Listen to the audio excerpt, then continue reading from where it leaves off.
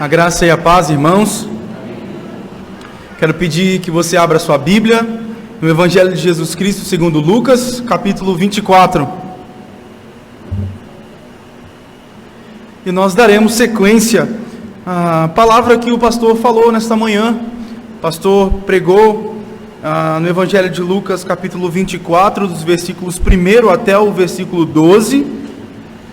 E agora à noite, nesta hora, nós falaremos a respeito do Evangelho de Lucas também, mas dos versículos 13 até o versículo 35.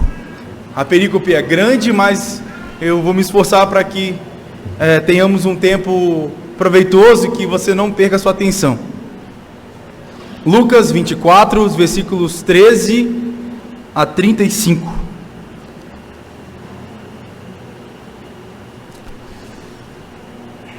Diz assim a santa, poderosa, inerrante palavra do Senhor. Naquele mesmo dia, 2 deles estavam de caminho para uma aldeia chamada Emaús, distante de Jerusalém, 60 estádios. E iam conversando a respeito de todas as coisas sucedidas. Aconteceu que, enquanto conversavam e discutiam, o próprio Jesus se aproximou e ia com eles. Os seus olhos, porém, estavam como que impedidos de o reconhecer. Então lhes perguntou Jesus: que é isso que vos preocupa e de que ides tratando à medida que caminhais? E eles pararam entristecidos. Um, porém, chamado Cleopas, respondeu, dizendo: és o único, porventura, que, tendo estado em Jerusalém, ignoras as ocorrências desses últimos dias? Ele lhes perguntou quais, e explicaram o que aconteceu a Jesus, o Nazareno, que era varão, profeta, poderoso em obras e palavras diante de Deus e de todo o povo, e como os principais sacerdotes e as nossas autoridades o entregaram para ser condenado à morte e o crucificaram. Ora, nós esperávamos que fosse ele quem havia de redimir a Israel. Mas depois de tudo isso, é já este o 3º dia desde que tais coisas sucederam. É verdade também que algumas mulheres das que conosco estavam nos surpreenderam tendo ido de madrugada ao túmulo. E não achando o corpo de Jesus, voltaram dizendo terem tido uma visão de anjos, os quais afirmam que ele vive. De fato, alguns dos nossos foram ao sepulcro e verificaram a exatidão do que disseram as mulheres, mas não ouviram. Então lhes disse Jesus: ó nécios e tardos de coração para crer tudo o que os profetas disseram. Porventura não convinha que o Cristo padecesse e entrasse na sua glória? E começando por Moisés, discorrendo por todos os profetas, expunha-lhes o que a seu respeito constava em todas as Escrituras. Quando se aproximaram da aldeia para onde iam, fez ele menção de passar adiante. Mas eles o constrangeram, dizendo: fica conosco, porque é tarde e o dia já declina. E entrou para ficar com eles. E aí aconteceu que, quando estavam à mesa, tomando ele o pão, abençoou e, tendo partido, lhes deu. Então se lhes abriram os olhos e o reconheceram, mas ele desapareceu da presença deles. E disseram um ao outro: porventura não nos ardia o coração quando ele pelo caminho nos falava, quando nos expunha as Escrituras? E na mesma hora, levantando-se, voltaram para Jerusalém, onde acharam reunidos os 11 e outros com eles, os quais diziam: o Senhor ressuscitou e já apareceu a Simão. Então os 2 contaram o que lhes acontecera no caminho e como fora por eles reconhecido no partir do pão. Até aqui a leitura da palavra do Senhor. Amados irmãos, nós temos muitas coisas em nossa vida, e uma das coisas que rege nossa vida, a nossa existência, é a esperança. Muitas pessoas esperam em muitas coisas, E aqui a esperança, ela tem um significado múltiplo. Pessoas esperam no sentido de esperar mesmo, esperando alguma coisa acontecer. Outras pessoas confiam que alguma coisa aconteça. Algumas pessoas dizem pra gente bem assim: olha, eu espero que isso aconteça com você. Eu espero que o seu filho passe no vestibular. Eu espero que a sua mãe seja curada de uma doença, algo do tipo. Então, perceba que esperança não tem só um significado. Pode ser confiar, pode ser esperar de fato, a questão do tempo, mas esperança, no que diz respeito à palavra de Deus e aos crentes, significa confiar, esperando em uma promessa de Deus. Pois bem, naquele tempo os judeus estavam um tanto quanto agitados, porque Jesus já vinha fazendo sinais, prodígios, maravilhas, muitas coisas Jesus já havia operado, e os judeus, finalmente, o descendente de Davi, que se assentaria no trono de Judá e reinaria sobre eles. Imagine você, uma nação que já tinha passado por tantas dificuldades, fora para o exílio, voltou, e depois houve um problema com os gregos, eles entraram naquele lugar e persuadiram a muitos, houve uma revolta dentro daquela nação, e aí alguns que eram mais ortodoxos se viraram contra os gregos, naquele evento que algumas pessoas chamam de o abominável da desolação, em que Epifânio, ele mata uma porca dentro do templo, que é algo extremamente pesado ao judeu, é condenável, é abominável mesmo. E agora eles estavam sob o domínio de Roma. Imagine, não estou dizendo que nós temos que ter pena dessas pessoas, dos discípulos que não reconheceram Jesus, mas é um tanto quanto difícil. Nós, no Brasil, não temos aquele conhecimento a respeito de um líder que seria dado por Deus mesmo para governar e tudo mais, mas eles tinham essa esperança lá, de que um líder viria, governaria de forma política, traria paz para Jerusalém, traria paz para Judá, traria paz a Israel, e governaria com poder, teria um grande exército. Mas isso tudo seria confiar em um rei pelas circunstâncias. Se eles olhassem para Jesus com um grande exército, eles diriam: é óbvio que eu creio em Jesus, olha o tamanho desse exército inabalável. Se eles olhassem para Jesus como aquele rei, assentado em um trono de ouro e tudo mais, eles diriam: é óbvio, olha a grandeza desse rei. Mas Jesus veio para instaurar um reino que não é deste mundo, um reino espiritual, um reino inabalável. Como foi dito aqui, Jesus veio e ele implementou o reino de Deus. E é muito complicado nós dizermos bem assim: olha, faça isso porque você vai ajudar a expandir o reino. Jesus já conquistou, o reino é dele, o reino espiritual é dele. Nós somos cooperadores, escravos de Jesus, assim como Paulo escreve. Pois bem, o texto que nós lemos, irmãos, narra a história desses dois discípulos. Perceba que não há nada de muito grandioso neles. Não é como Pedro ou Paulo, de que muito fala a Escritura. Esses dois discípulos do caminho de Emaús, aparentemente são pessoas comuns, pessoas sem notoriedade.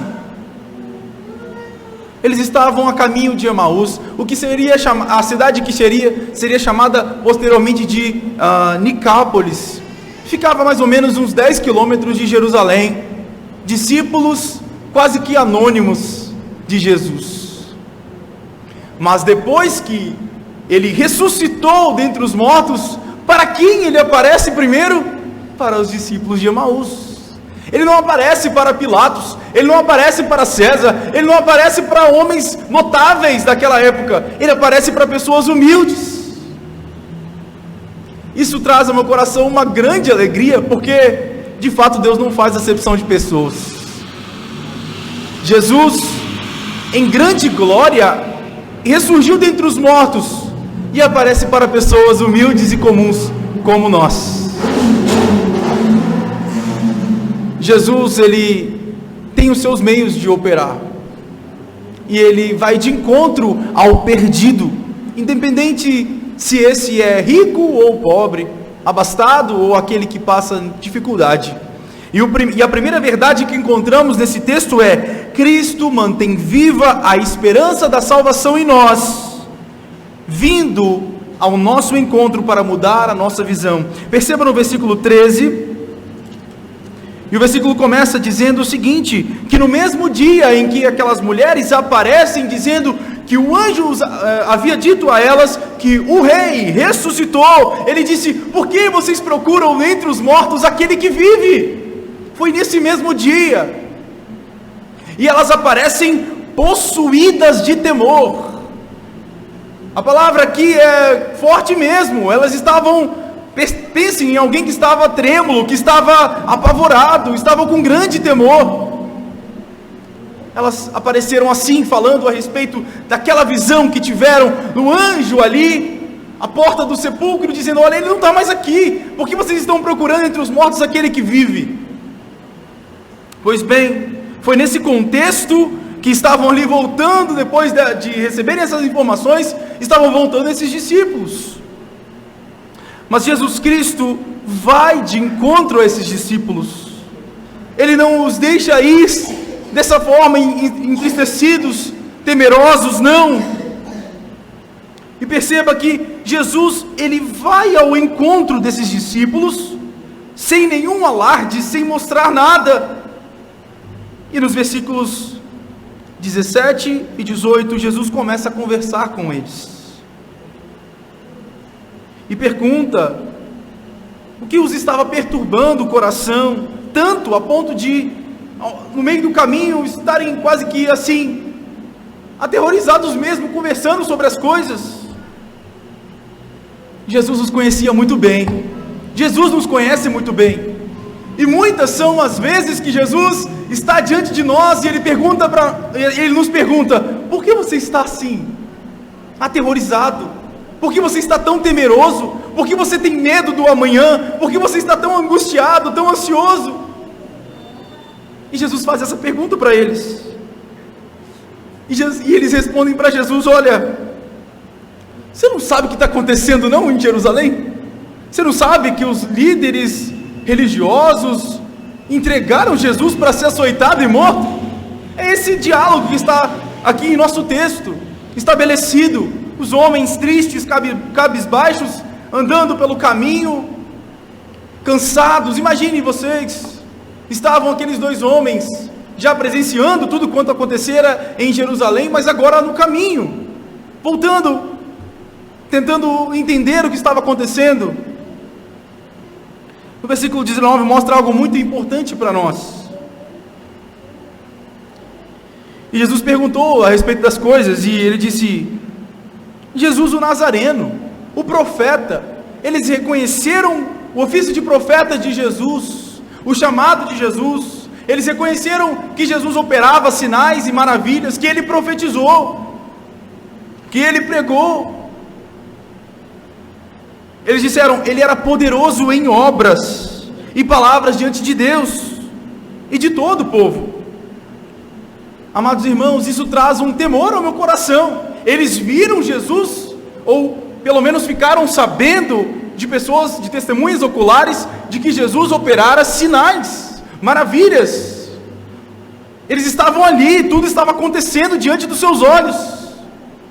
Mas então, o que os levou a tamanha perplexidade, para não entender o contexto, não entender o que estava acontecendo? Isso não te traz pelo menos um sentimento de questionamento? Eles viram tudo isso, mas o que aconteceu? Amados irmãos, muitos e muitos seguiram Jesus porque Jesus operava sinais e maravilhas. No momento em que Jesus ele disse que aquele que não comesse da sua carne e não bebesse do sangue não teria parte com ele, muitos deixaram Jesus e disseram: duras são essas palavras, Jesus, quem pode suportá-las? Quando Jesus chama a responsabilidade, muitos foram embora. Por quê? Porque eles gostavam da multiplicação dos pães, eles gostavam de encher a barriga, eles gostavam dos muitos peixes, eles gostavam dos sinais, eles gostavam de ver as curas, e nós também gostamos, obviamente.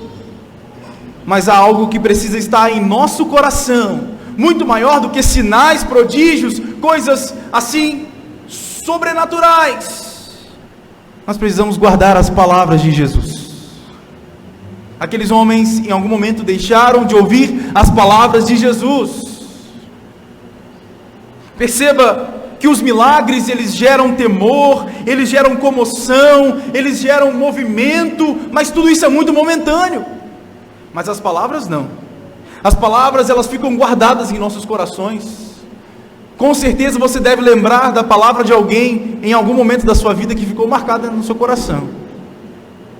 E Deus também trabalha assim, irmãos. Em Josué 1:8 ele diz: não deixe de falar as palavras deste livro da lei, e de meditar nelas de dia e de noite, para que você cumpra fielmente tudo o que nele está escrito. Só então os seus caminhos prosperarão e você será bem sucedido. Você acha que Deus não valoriza isso aqui?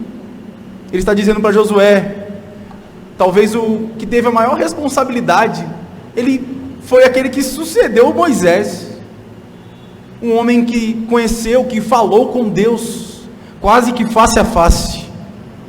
E Deus diz, ele não diz outras coisas, ele diz: Josué, medita nesse livro, de dia e de noite, guarde essas palavras. Em João 14, 23, 24, Jesus diz: se alguém me amar, guardará a minha palavra, e meu Pai o amará, e viremos a ele e faremos nele morada. Quem não me ama, não guarda as minhas palavras. Ora, a palavra que estás ouvindo não é minha, mas do Pai que me enviou. Jesus Cristo disse muitas coisas, e entre essas muitas coisas ele disse: é necessário que o Filho do Homem seja morto, e ao terceiro dia seja ressuscitado, como o pastor mencionou nessa manhã. Muitos querem sinais, mas esse povo, nenhum sinal será dado a esse povo, senão o sinal de Jonas. Que sinal seria esse? Aquele que passou dias dentro do ventre do peixe. Jesus também passou alguns dias ali no interior daquela sepultura, mas ele ressuscitou, e essa palavra não foi guardada no coração daqueles discípulos. Por isso, nessa noite eu tenho uma palavra para você: tenha cuidado com aqueles sinais e prodígios que as pessoas andam fazendo. Não estou aqui negligenciando os sinais de Jesus de forma alguma, era necessário que ele o fizesse para provar a sua divindade, mas tome muito cuidado com aquilo que você vê. Nós não nos movemos por aquilo que nós vemos, nós nos movemos por fé. E o que é fé?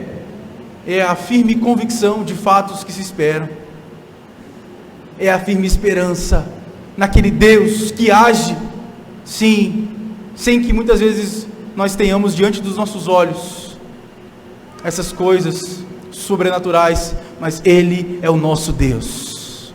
Guarde a palavra do Senhor no seu coração. Cristo mantém viva a esperança da salvação, vindo ao nosso encontro, como foi ao encontro daqueles dois discípulos.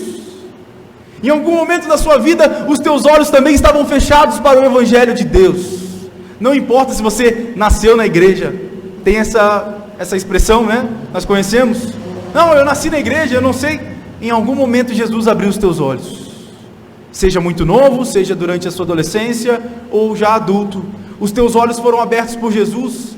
E se Jesus não tivesse aberto os teus olhos, você seria impedido para sempre de vê-lo como seu Salvador. Este momento, esta narrativa nos mostra que a obra de enxergar a divindade, de enxergar o poder de Deus, é feita pelo Espírito Santo. Não é por força, não é por imposição, mas é pelo poder de Deus. O Espírito Santo convence o homem do seu pecado, da justiça de Deus, do juízo de Deus. Os versículos 21, 22, 23 e 24 mostram que eles, apesar de discípulos, eles não conheciam o verdadeiro propósito pelo qual o Filho de Deus teve que assumir forma humana e teve que morrer na cruz. Jesus desde muito novo sabia que ele deveria morrer, cumprir esta missão, mas aqueles discípulos queriam um rei, eles queriam um rei assentado em um trono glorioso, Mas ao invés do cetro de poder na mão do rei, havia uma coroa de espinhos em sua cabeça. Ao invés de um trono maravilhoso de ouro, todo bem decorado, havia uma cruz pesada que ele carregou. E no lugar das vestes reais estava a nudez do Filho de Deus. Por isso eles não conseguiram enxergar que ali estava o Salvador do mundo. Mas nós temos toda a revelação de Deus em nossas mãos. Nós olhamos para os 2 discípulos de Emaús e dizemos às vezes: não é possível, como que eles não enxergaram? Jesus estava diante de seus olhos, olha quantas coisas Jesus fez, olha quantas coisas Jesus disse. Ele disse que ele deveria morrer e ressuscitar. Mas nós temos toda a revelação de Deus nas nossas mãos, e muitas vezes nós fracassamos, nós caímos, e nós não nos lembramos da palavra de Deus. Por isso, nessa noite, o Senhor nos chamou a este culto, Ele nos encontra neste culto, e Ele abre os nossos olhos mais uma vez, para dizer: creia nas minhas palavras. Não troque a palavra de Deus, meu irmão, por sinais desse mundo. Se aparecer um anjo pregando um evangelho diferente deste, que seja maldito, diz a palavra de Deus. Creia na palavra de Deus, creia nas palavras de Jesus. Elas vêm de cima, seu poder anima. Que alegres são belas palavras de vida. Só Jesus tem belas palavras de vida. Nós podemos receber elogios do presidente da república, de que adianta? Nós podemos fazer coisas maravilhosas nesse mundo, no final as pessoas apertarem as nossas mãos: parabéns, olha como você é bom, olha como você é inteligente, você ajudou muita gente. Mas nada disso se compara a esta palavra que diz: isto é o meu corpo, que é dado por vós. Ele partiu e disse: isto é dado por vós. Nenhuma glória neste mundo se compara com isto é o meu corpo. Nós recebemos salvação porque o corpo de Jesus foi partido naquela cruz. Louvado seja o nome do Senhor. A segunda verdade nesse texto é que Cristo mantém viva a esperança da salvação, revelando-se a nós no lugar da comunhão. Veja os versículos 30 e 31. Versículos 30 e 31 dizem assim: e aconteceu que, quando estavam à mesa, tomou ele o pão, abençoou e, tendo partido, lhes deu. E então lhes abriram os olhos e reconheceram, mas ele desapareceu. Jesus, ele não se revela de qualquer forma, ele espera o momento exato. Sexta-feira, o pastor Jonathan, ele disse uma palavra que ficou no meu coração. Ele disse: Jesus estava estritamente no controle de todas as coisas. Ele morreu quando ele quis morrer. E assim acontece em nossa vida. Jesus se revelará a você, se revelará ao seu marido, ao seu filho, ao seu primo, ao seu parente, ou ao seu amigo por quem você ora. Ele se revelará quando ele quiser. Perceba que esse texto nos leva Jesus ali ao caminho, conversando com eles, e imagina que cena, tudo sobre Jesus, mas ele estava ali, e ele dizendo: o que aconteceu? E um dos discípulos diz: não é possível, né? Você não está sabendo não o que está acontecendo em Jerusalém? Que importava que eles entregaram o Jesus, o Nazareno, e ele teve que morrer? E Jesus é mesmo? Rapaz! E aí, então, creio que foi caindo a noite, e aí eles estavam ali à frente daquele lugar, e Jesus, fazendo com que continuaria andando, eles disseram: não. Eles insistiram com Jesus: não, Jesus, não falaram Jesus porque eles não haviam reconhecido ainda. Não vá, fique aqui com a gente. Parecido com aquela canção que cantamos, né? Fica, Senhor, já se faz tarde.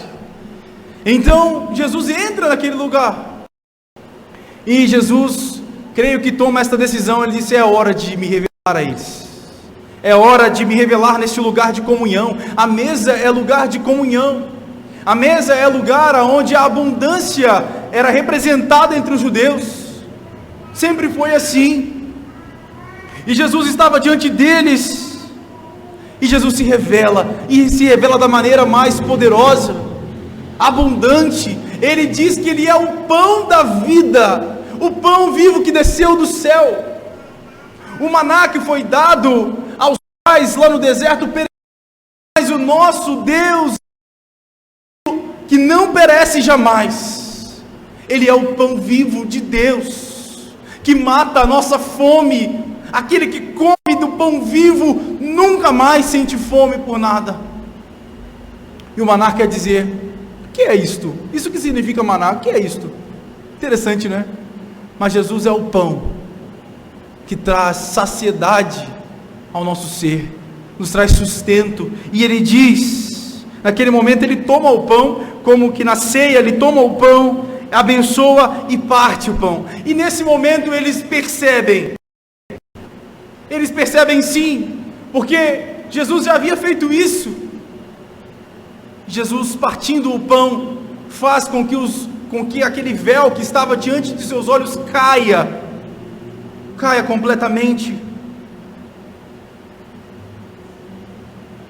A mesa era o lugar onde as pessoas eram recebidas, onde as pessoas compartilhavam, onde as pessoas recebiam os estrangeiros, às vezes os desfavorecidos. Aqui, o lugar da real comunhão.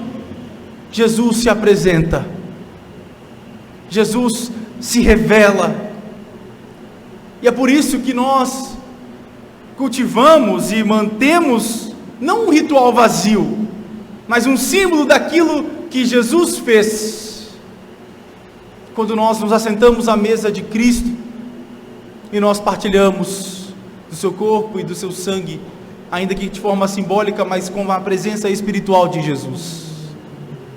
Porque um dia, assim como Ele tirou a venda, o véu, as escamas dos olhos desses discípulos, os nossos olhos foram abertos por Jesus. Louvado seja o nome do nosso Deus, porque um dia Ele te escolheu para se revelar a você. Neste exato momento, milhares de pessoas estão indo direto para o inferno, morrendo ao redor do mundo, e às vezes nós não nos deparamos com essa triste realidade.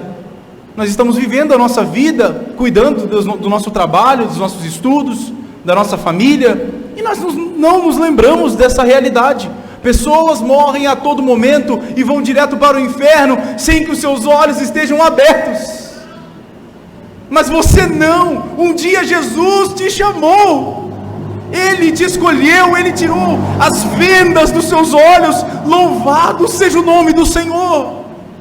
Não foi por merecimento, mas foi por graça, foi por misericórdia de Deus. Jesus lembrou-se daqueles discípulos, lembrou que era necessário mostrar a eles que o seu corpo fora partido por amor aos eleitos de Deus. Foi por você, foi por mim. O corpo de Jesus foi partido, foi dilacerado, furaram o seu lado. Todo aquele sofrimento foi por você. Se Jesus não tivesse se revelado, aqueles homens provavelmente não saberiam jamais que Jesus estivera com eles. E se Jesus também não tivesse se revelado a você, você não saberia jamais quem é Jesus. Paulo, escrevendo aos Efésios, diz lá em Efésios 2, versículos 4 a 8, mas Deus, sendo rico em misericórdia, por causa do grande amor com que nos amou, estando nós mortos em nossos delitos e pecados, nos deu vida com Cristo. Pela graça sois salvos, e juntamente com Ele nos ressuscitou, e nos fez assentar em lugares celestiais em Cristo Jesus, para mostrar nos séculos vindouros a suprema riqueza de sua graça, em bondade para conosco em Cristo Jesus, porque pela graça sois salvos, mediante a fé, e isso não vem de vós, é dom de Deus. Nós estávamos mortos. Você já viu algum morto abrir os olhos sozinho? Você já viu algum morto voltar à vida sozinho? Mas era isso que eu e você éramos, mortos. Mas um dia, assim como ressuscitou dentre os mortos, Jesus Cristo nos ressuscitou da morte para a vida. Hoje nós somos vivos e temos vida plena em Jesus. Nós não somos mais cadáveres espirituais, sem vontade, sem reação, mortos. Nós temos vida plena e Deus nos fez assentar em lugares celestiais com Cristo.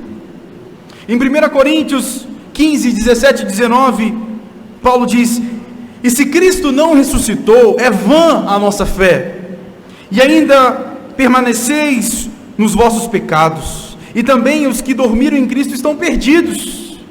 Se esperarmos em Cristo só nessa vida, se esperamos em Cristo só nessa vida, somos os mais miseráveis de todos os homens. A ressurreição de Jesus é a prova de que o Pai aceita o sacrifício da cruz. Está pago, tetelestai, está pago, de uma vez por todas está pago. Deus Pai recebe o sacrifício de Cristo, e agora a ressurreição é a prova de que esse sacrifício foi aceito por Deus, e nós temos vida com Cristo, porque Ele nos ressuscitou, porque Ele morreu a nossa morte para que nós vivêssemos a sua vida. Ele merece todo o louvor e glória e honra. Qualquer um que subir a este púlpito e reivindicar glória, não tenha dúvida de que será abatido pelo Senhor. Em algum momento será, porque este lugar é o lugar onde Cristo é exaltado, Ele é entronizado, Ele é glorificado. Este lugar, esta igreja, é o lugar onde Jesus Cristo tem que ser levantado como uma bandeira bem alto. Não existe lugar para a glória de ninguém aqui nesta igreja, somente de Cristo, porque Ele merece ser glorificado.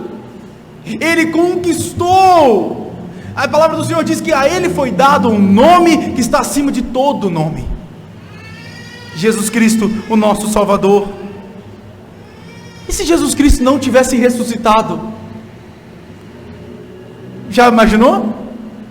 Nós seríamos como os budistas, uma esperança vã, porque o Deus deles já era. Nós seríamos talvez como os shintoístas ou aqueles outros que cultuam a Maomé, cuja esperança também já se foi, porque já morreram, não pode fazer mais nada. Mas nós não, nosso Deus está vivo. Você sente isso em você? Você tem certeza disso, convicção de que o seu Deus está vivo? Ele não somente está vivo, mas Ele disse: eu estarei convosco todos os dias. Existem muitas pessoas vivas que nunca nos visitam, não nos ligam, não fazem questão de falar com a gente, mas Jesus não. Ele foi atrás dos discípulos humildes, Ele foi atrás desses discípulos anônimos. Se você tem plena certeza que você é um eleito de Deus, tenha plena certeza que Jesus jamais te esquecerá, porque Ele disse: aqueles a que o Pai me der, esses eu não vou lançar fora de forma alguma. Jesus é o nosso Deus, Ele não nos esquece, Ele não nos abandona. O que você tem feito com a presença de Jesus em sua vida? Por quê? Porque se morremos para a carne, agora vivemos para Cristo. Se fomos crucificados com Ele, também ressuscitamos com Cristo. E a vida que vivemos, não vivemos mais nós, mas Cristo em nós. E a sua vida testifica a respeito do seu testemunho, aquilo que você fala. Você diz: eu sou crente, glória a Deus, aleluia. E a sua vida? Como você trata a sua esposa? Como você trata o seu marido? É isso que importa, no fim das contas. Como você trata as pessoas. Cristo está exposto em sua vida, como a Bíblia aberta. Você fala de Cristo para alguém, para o seu colega de trabalho, para aqueles que convivem com você. Cristo é tudo em nós, ou Ele é nada em nós. Algumas pessoas dizem que Deus é um Deus de prioridade. As pessoas dizem: não, Deus é um Deus de prioridade. porque Ele quer ser prioridade em sua vida. Deus não é Deus de prioridade, Ele é Deus de exclusividade. Ou Ele é o seu Deus ou Ele não é. Esqueça isso. Deus não é prioridade, Ele é exclusividade. Se você é um médico, você não é um médico cristão, você é um cristão médico. Se você é uma costureira, você não é uma costureira cristã, você é uma cristã costureira. Cristo em nós é a nossa esperança, é tudo em nós. Ou Ele é nada em nós. Pois bem, nos encaminhando ao fim, e ainda ao terceiro ponto, eu usarei como finalização. A verdade contida aqui é que Cristo mantém viva a esperança da salvação em nós, para que nós o adoremos e anunciemos a sua vida e obra. Versículos 33 a 35 diz o seguinte: e na mesma hora, levantando-se, voltaram para Jerusalém, onde acharam reunidos os 11 e outros com eles, os quais diziam: o Senhor ressuscitou e já apareceu a Simão. Então os dois contaram o que lhes acontecera no caminho e como fora por eles reconhecido no partir do pão. Jesus, em todos os momentos em que falava e se revelou, desde o início da história até a consumação, Ele fez isso com um propósito: para que o nome do Pai fosse glorificado e que o nome do Filho também seja glorificado em nós. Porque todos aqueles que recebem desta revelação, de que os olhos foram descobertos para a verdade do Evangelho, não é que eles não conseguem, mas é quase que impossível mesmo. Se você é um cristão, é quase que impossível que as pessoas não vejam Cristo em você, porque esse mundo já está entregue, porque o mundo está em densas trevas. Como que aqueles que estão nas trevas não verão a luz? Não sei se vocês já foram no interior. Lá em Aracruz a gente mora no interior do interior. Meu pai mora no meio lá dos Nelores, lá dos bois. E à noite não tem luz alguma, não tem luz. Se o carro parar ali, acabou. Você vai ter que andar com alguma lanterna que tiver dentro do carro. Mas a verdade é que no meio das densas trevas, se uma pequena luz se acender, você verá. O mundo vive em densas trevas. O mundo vive entregue ao pecado. E se o mundo não vê nenhuma pequena luz em você, o que está acontecendo com você? O que está acontecendo comigo? Nós necessariamente precisamos refletir a glória de Cristo a esse mundo, não para nos gloriarmos, não, mas para que a glória seja de Cristo. Nós somos luzeiros nesse mundo. Ninguém acende uma lâmpada e coloca debaixo da cama. Uma cidade que é erguida sobre o monte é quase que impossível de não ser vista. O Senhor nos chamou para isso, para testemunharmos a respeito dele. E olha a atitude desses homens, voltando para Emaús, cheios de dúvidas, tristes, quase que desamparados. Meu Deus, o que acontecerá? Mataram o nosso Senhor, agora acabou a esperança. Todos tristes, deprimidos, mas voltam cheios de certeza. A Bíblia diz: na mesma hora eles voltam para Jerusalém. Para quê? Para testemunhar aquilo que lhes havia acontecido. Os seus olhos foram abertos na mesma hora. Cristo transforma as nossas dúvidas em certezas quando nós passamos pelo lugar da comunhão com Ele. Porque muitas pessoas estão dentro das igrejas e não sabem quem é Jesus. Porque muitas pessoas convivem com a gente, têm o linguajar evangeliquez, opa, glória a Deus, aleluia, aquela coisa, mas não sabem quem é Jesus. Você pergunta: quem é Jesus para você? Eu não sei. Mas por quê? Porque não tem comunhão com Cristo. Aqueles discípulos, se perguntassem para eles: quem é Jesus? Jesus é aquele que morreu lá, está vendo o que está acontecendo em Jerusalém? De forma alguma. Jesus é aquele que disse: importa que o Filho do Homem morra, mas ao terceiro dia será levantado. Eu vou derrubar este templo e reconstruirei ao terceiro dia. Foi Ele quem disse. Esse é Jesus. Não somente aquele que morreu, isso é uma parte da história. Jesus é aquele que vive. O seu Deus vive. Mas as pessoas perguntarem para você: quem é Jesus? E aí se você responde assim: já tem um problema, porque se você tem comunhão com Ele, você o conhece. Se você bebe da fonte da vida, você sabe o que você está falando, você sabe de quem você está falando. Se as pessoas perguntarem para você bem assim, quem é Arnold Schwarzenegger? Você vai dizer, é um ator, eu não sei. Mas se as pessoas perguntarem para você assim, quem é o seu filho? Você vai dizer muito bem, porque você convive com ele, você tem comunhão ali com ele, você foi ligada a ele, você está com ele sempre. Se nós não tivermos comunhão com Cristo, nós nunca saberemos quem Ele é de verdade.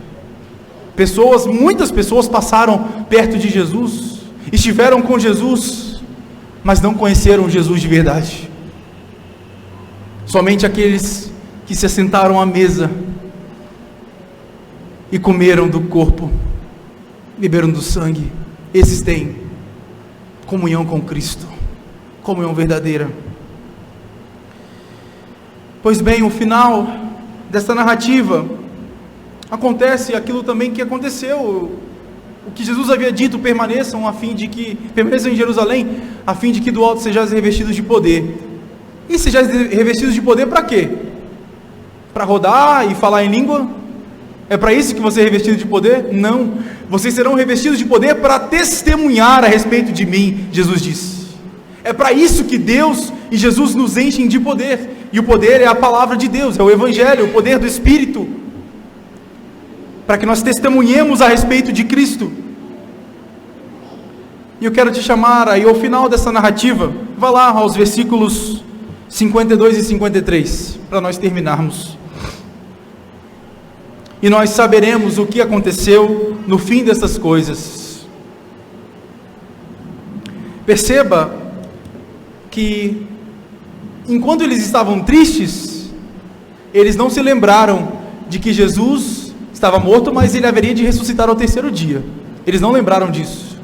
Mas agora perceba que Jesus é assunto aos céus, então ele se retirou do meio daqueles homens, mas a atitude deles mudou. Veja, 52 e 53. Então eles, adorando, voltaram para Jerusalém, tomados de grande júbilo, e estavam sempre no templo, louvando a Deus. A atitude mudou. Por quê? Porque eles de fato reconheceram quem Jesus era, e que Jesus manteve viva a esperança em seu coração. Agora, mesmo que a presença corpórea de Jesus não estivesse ali, materialmente ali, mas eles sabiam que Jesus estivera com eles, e que as suas promessas nunca, mas nunca falharão. Nunca. Então eles passam a regozijar-se diante do Senhor. Eles passam a adorar, a louvar a Deus e se reunir no templo, introduzindo e adorando o nome de Jesus Cristo. Por fim, quero fazer uma pergunta para você. Será que você, talvez, como esses discípulos, em algum momento não depositou a esperança em um Jesus que vai ajudar você a quitar a sua dívida, te ajudar a comprar o carro, ou até mesmo uma coisa que talvez seria plausível? Você talvez acreditou em Jesus para que Ele te cure de uma doença. Plausível, dá para entender. O que Jesus é para você? O que a ressurreição de Jesus significa para você? Para nós, tudo. Se Jesus não tivesse ressuscitado dentre os mortos, vã seria a nossa fé. Por que nós creríamos se o nosso Deus padeceu e não ressuscitou? Mas pelo contrário, o nosso Deus está vivo, e Ele prometeu estar conosco todos os dias. Além disso, Ele prometeu que viria buscar a sua igreja. Ele viria buscar aqueles que têm comunhão com Ele, não aqueles que dizem: Senhor, em Teu nome nós expulsamos demônios, nós curamos enfermos, nós fizemos e acontecemos. A palavra do Senhor diz que as ovelhas de Jesus reconhecem a sua voz e o seguem. Esses são os dois sinais de um verdadeiro cristão: o sinal do ouvido e o sinal dos pés, diziam os puritanos, porque as ovelhas de Jesus escutam a sua voz e reconhecem, e elas seguem a Jesus. E essa aqui é a voz de Jesus. Na sua casa Jesus está calado, a sua Bíblia está fechada, ou Jesus continua falando fortemente? Você pode ter uma Bíblia na sua casa, mas se ela estiver fechada, pegando poeira na sua estante, você vai continuar orando e chorando, dizendo: Deus fala com todo mundo, não fala comigo. Por que Deus fala com todo mundo e não fala comigo? É porque a sua Bíblia está fechada. Abra a sua Bíblia e Jesus começará a falar com você belas palavras de vida. Vamos orar? Vamos orar ao nosso Deus, porque um dia a nossa esperança foi resgatada, porque Ele veio ao nosso encontro. Porque um dia a nossa esperança se manteve acesa, porque Ele quis ter comunhão conosco. E a nossa esperança ainda se mantém viva, para que nós o adoremos e testemunhemos o nome. Vamos orar. Santíssimo Deus, está aqui a Tua palavra, simples, mas a Tua palavra, digna de aceitação, digna de reverência e temor. Nós agradecemos ao Senhor, rendemos-te todo o nosso coração, confessamos os nossos pecados e queremos dizer-te, ó Deus, que nós queremos ter ainda mais comunhão contigo. Nós queremos ainda mais reconhecer o sacrifício da cruz. Nós queremos ainda mais que a ressurreição de Cristo tenha maior significado para nós. Ó Pai, se há alguém aqui nesta noite que ainda tem as escamas dos olhos, rogamos-te, ó Deus, revele-se a eles, porque se o Senhor assim não o fizer, essa pessoa jamais conhecerá o Senhor. Mas por intermédio da pregação da Tua palavra, porque a tua palavra diz que aprouve ao Senhor salvar o pecador pela loucura da pregação do Evangelho. Ó Deus, aviva o nosso coração, e nós queremos, ó Deus, ter comunhão contigo. Nós queremos testemunhar a cada dia a respeito da cruz, a cruz, o castigo que nos trouxe a paz, a respeito do nosso Senhor e Salvador. Ó Pai, sonda o nosso coração, prova-nos, ó Deus, e conheces os nossos caminhos, esquadrinhas, ó Deus, o nosso andar, porque não tem como nós nos escondermos de Ti. Para onde fugiremos da Tua face? Se subirmos aos céus, lá está o Teu trono, e se nós fizermos a nossa cama no mais profundo abismo, lá está o Senhor. Ó Deus, perdoe-nos, aceite-nos, ó Pai, tenha misericórdia de nós, e que essa esperança viva esteja em nosso coração, como uma boa semente que caiu em uma terra boa, que produz fruto para a glória do Senhor. Nós oramos em nome de Jesus. Amém.